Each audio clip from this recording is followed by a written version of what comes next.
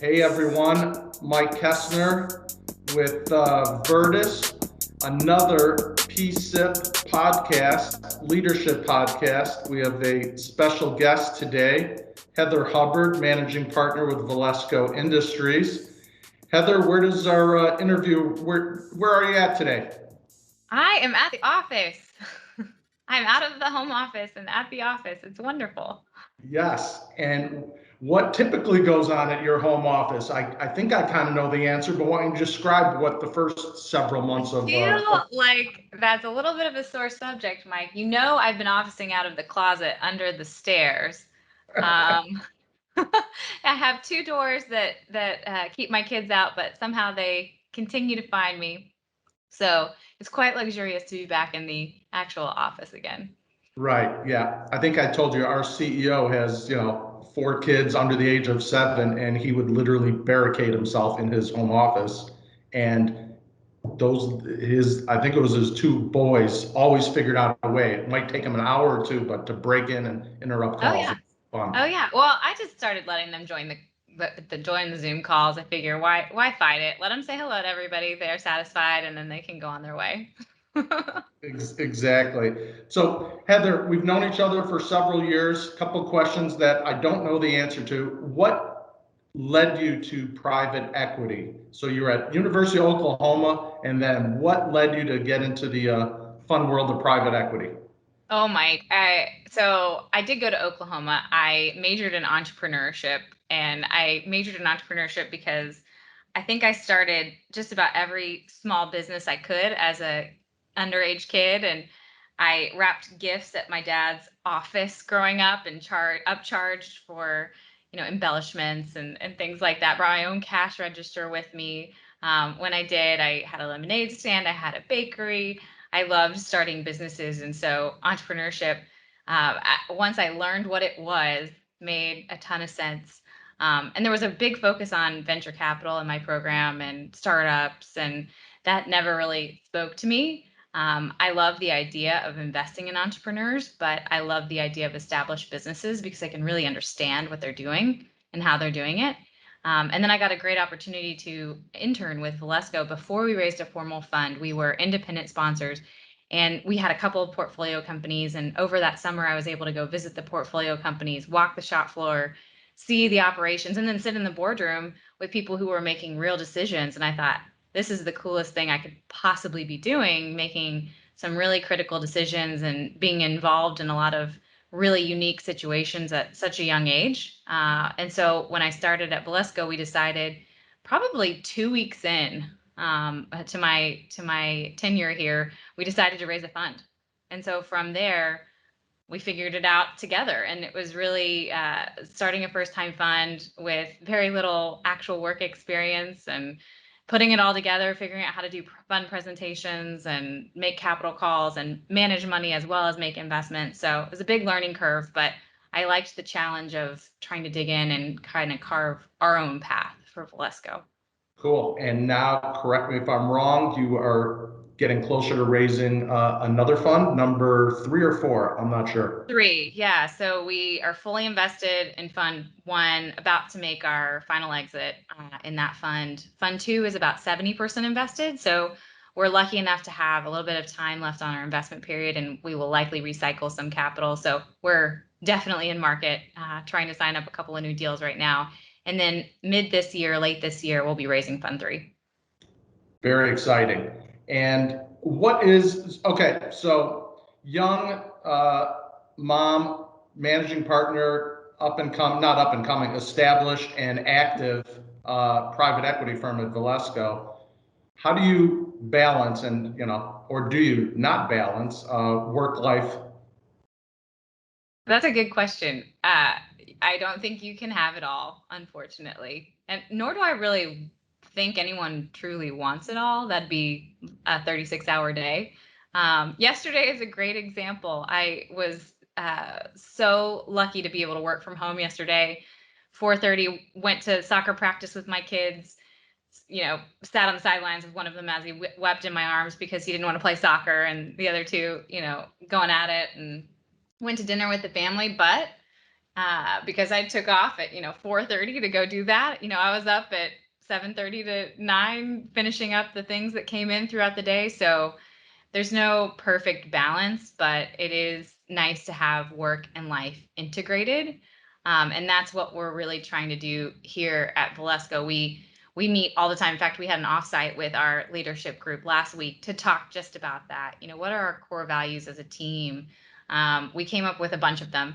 One of them is just that work-life integration and making sure that we have respect for each of the individuals that work for us. Everybody's got a different life circumstance.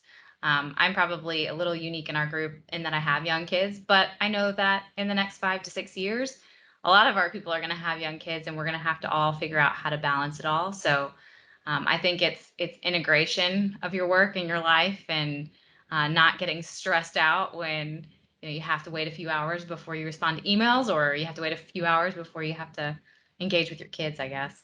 And letting Right. yourself off the hook a little bit. Yeah, no, it's hard, and especially at a firm like yours where you have some veterans that are my age that are at a different stage. Then you have a handful of people that have young kids, and then I know 4 or 5 uh, folks that work for you with you that yes, I would they're going to have kids in the next few years if They don't know it yet, but they will. Yeah, exactly. Very good. And then what about it? So as an outsider, it seems like your culture is kind of a buzzword and it's starting to sometimes bug me a little bit, but your firm really it appears they have a really good culture. Is there something you can credit that to? Ooh, I think we work really hard on our culture. I do appreciate how it might be nauseating to hear about culture, but it really is who we are is what wins the day a lot. With regards to our new investment opportunities and our investors, there's tons of private equity groups out there, thousands of them out there. And they will tell you, this is what bothers me. They'll tell you the same story that we'll tell you, right? I mean, we all have the same story. We've all raised a lot of money and we're all ready to invest it. And so the difference maker at the end of the day is who we are and how we approach the situation and how we present to the world. And so we figured out a long time ago that it was really important for us to make sure that when we hired folks, they shared some of those same core values. Health is really important to us. Our team, we are made up of a lot of former college athletes, a lot of people that love fitness and working out, healthy living, balance, having fun. We all really enjoy what we do, and usually folks that don't enjoy what we do don't end up lasting a whole heck of a long time here. Um, and so when you kind of add all those things together, we all kind of have fun being around each other, and I think that comes through with the people that we work with, and it just feels a little easier. It doesn't feel so hard, so forced, so formal. I mean, we went to jeans a long time ago, and I think it was probably the most refreshing thing we could have done for our portfolio companies who are operating manufacturing facilities, and they don't need us to come in and approach them with a laptop, a notebook, and a three-piece suit. I mean, that doesn't resonate. And so we tried to adapt our culture to be able to relate to those around us um, so that we can build relationships and move the fence line on our investments and grow what we're doing and have a fun time at the end of the day. Yeah. And as part of what maintains that, and I know most of your people, they are athletic. I've Joey, who lives in Dallas, says, hey, I bumped into Heather running on the Katy Trail. I bumped into Patrick running on the Katy Trail. Oh, I think I saw Pierce drinking at Katy Trail Ice House. But it seems like it just makes things more fun. And it seems like, do you quickly, which a lot of firms don't, when you have someone who's not the right fit, are you pretty quick at making the move to ask them to move on? Well, I think that's a good question, and I'm not going to take the bait, Mike. So we try not to let people go just arbitrarily. What we try to do is vet them highly before we even hire them, and it doesn't always work out.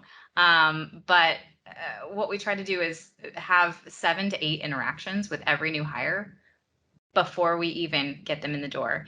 Do they need to be a carbon copy of us? Absolutely not. We're looking to interview diverse pools of candidates.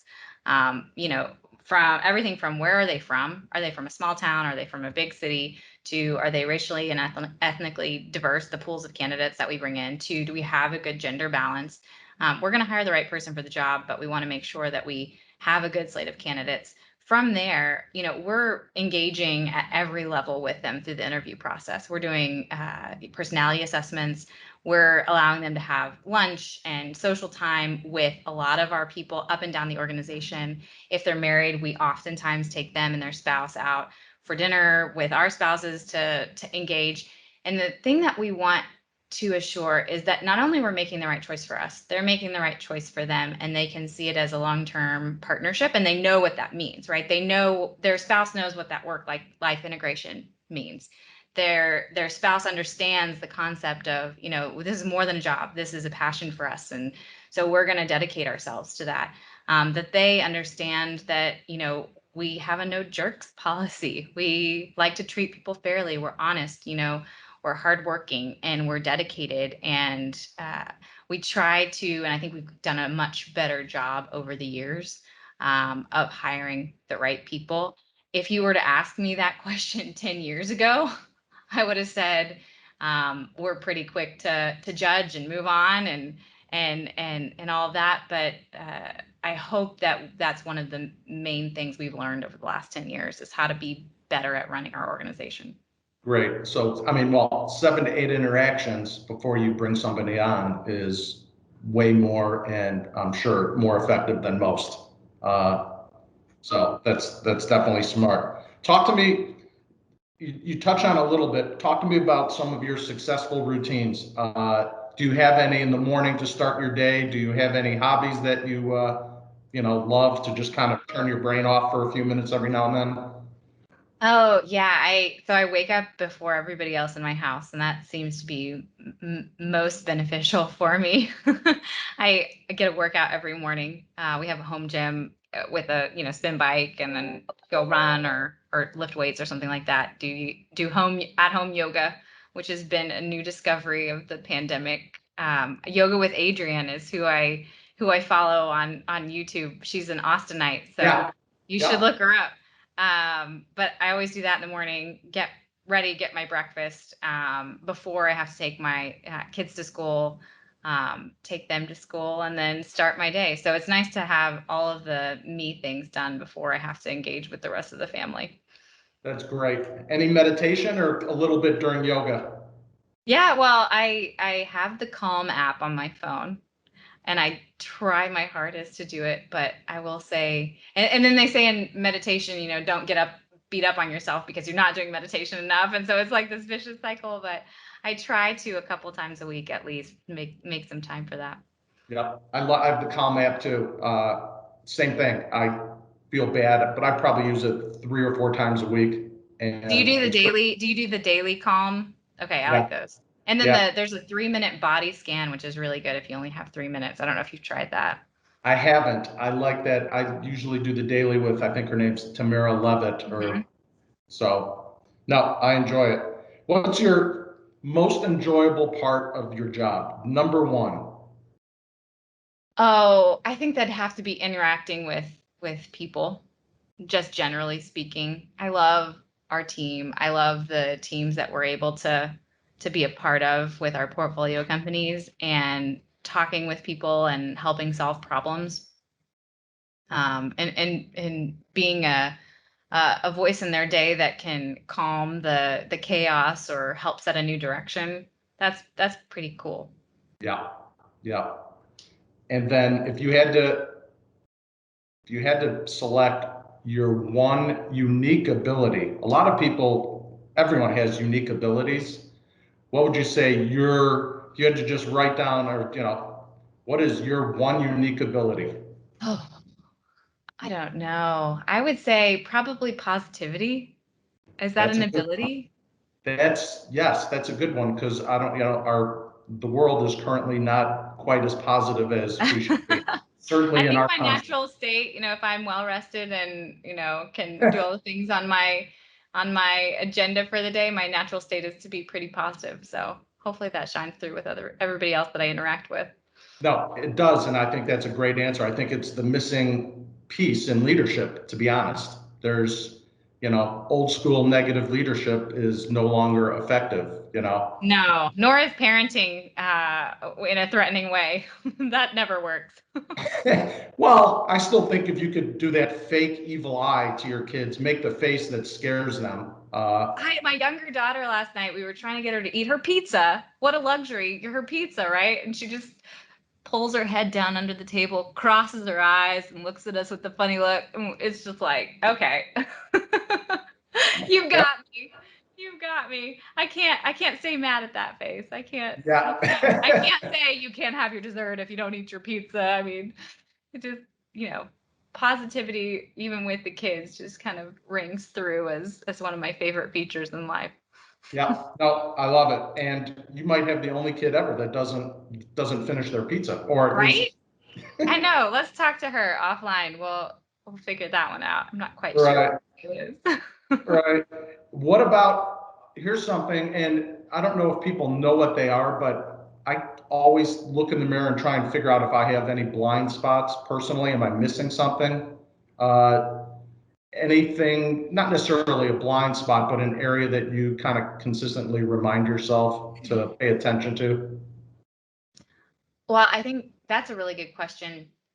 I think the flip side of being positive is that sometimes you can be overly optimistic. I believe that we all kind of have our own level of mood and behavior and level of optimism or pessimism in our life, and sometimes I think I can be so up, and so positive or optimistic that I don't fully appreciate where other people are coming from sometimes, or truly able to relate to, the fact that their day is really hard. So I think, family and friends do a good job of helping ground you in that and remind you that maybe you're doing really well, but others maybe aren't. And so always something good to keep in mind. Right, right. Uh, Question that just popped into my mind. So young, successful female in private equity, people read a lot how there's not enough diversity in private equity. Has it been positive for you, a negative for you? Just do you just have your blinders on and it's not really it doesn't impact you? It definitely impacted me. I've been very lucky with the people that I've worked with here at Valesco. It being young, being a female hasn't ever held me back. What I'm finding is, I don't know, as we talk to investors who have special allocations for emerging managers or females, it is nice to be able to be acknowledged. But the other side of that coin is we still have to do just as well as everybody else. And then maybe we get one little check mark in our favor.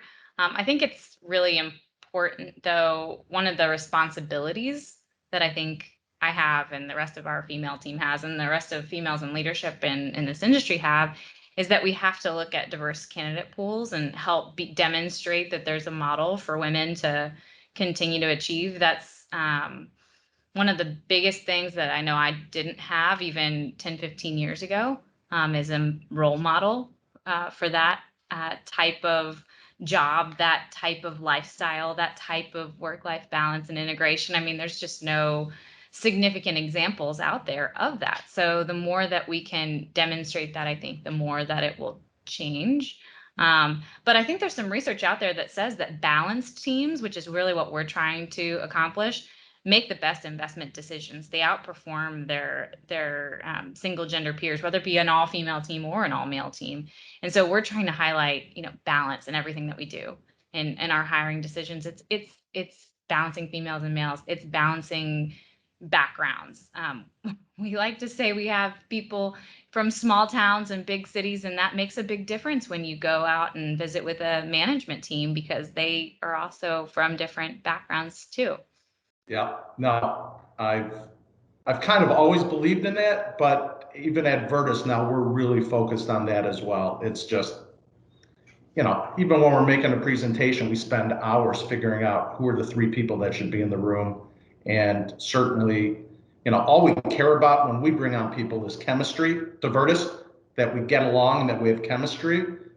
Who cares if we don't think along the same lines? That's a positive. It's Right. just Exactly. I think you can get into a dangerous trap as an investor in having a bunch of people that think the same way with the right, same history and background. right. Cool. We have a few more minutes. Talk to me about the goal of your kind of a little bit more on Valesco. So you're going to start raising a new fund. I'm pretty sure you're opportunistic for the most part. Why don't you spend a little bit of time on the nuts and bolts of your fund? Yeah, so we're an SBIC fund, which means that we are an equity-oriented fund that also invests subordinated debt. So our focus is to take control and non-control positions in small businesses in the manufacturing, distribution, and service space. That hasn't changed since we founded the fund. That won't change in the future. The size that really fits for us is $3 to $15 million in earnings. And what we try to do is be the junior capital solution for that company, the one-stop shop for providing capital for that recap or for that buyout, but also the one voice that we can use to propel that vision for that owner forward. So our goal is to get into businesses that we look at and we say, they're a 7 on a scale from 1 to 10. They've done a ton of things right, but maybe they don't have that ERP system implemented. Maybe they don't have the CFO hired. Maybe they don't have the right accounting and reporting software.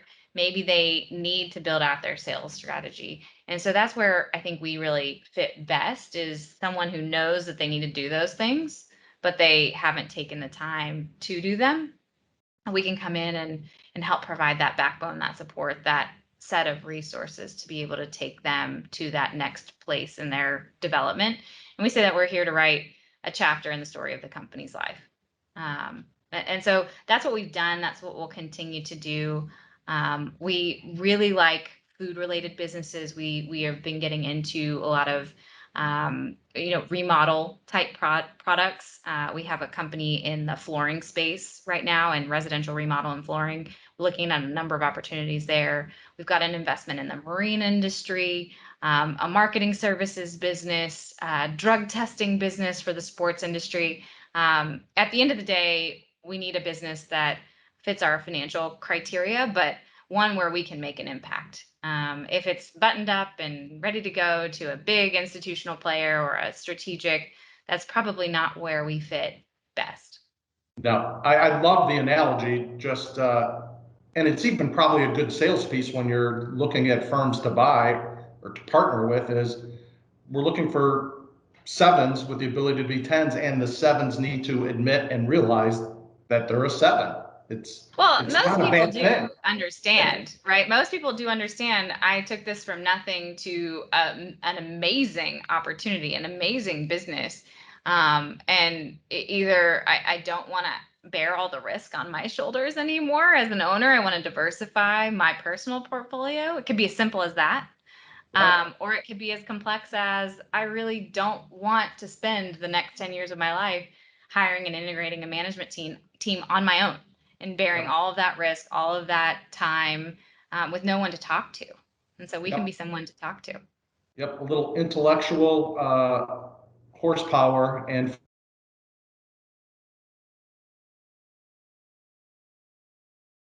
nines and tens. Cool. You froze. Yeah, you froze for a second. I was just saying, a little intellectual and financial horsepower is helpful to those people. Mm-hmm. Cool. Heather, any final words before we break off? No, thank you so much for taking the time to feature me on your podcast. I've always loved working with you guys, and we'll continue to do so, and really appreciate you including me. Thanks, Heather. We appreciate your partnership, appreciate you on the Virtus Advisory Board. And last time I read something that this is the #2 podcast in Austin, this behind Joe Rogan. But I think okay. Awesome. I think that was my wife on April Fool's showing me that. So So thank you Well, very much. absolutely. And make sure to cut out all the bad parts. Take it easy. Thank you very much. Thanks, Mike. Bye. Bye-bye.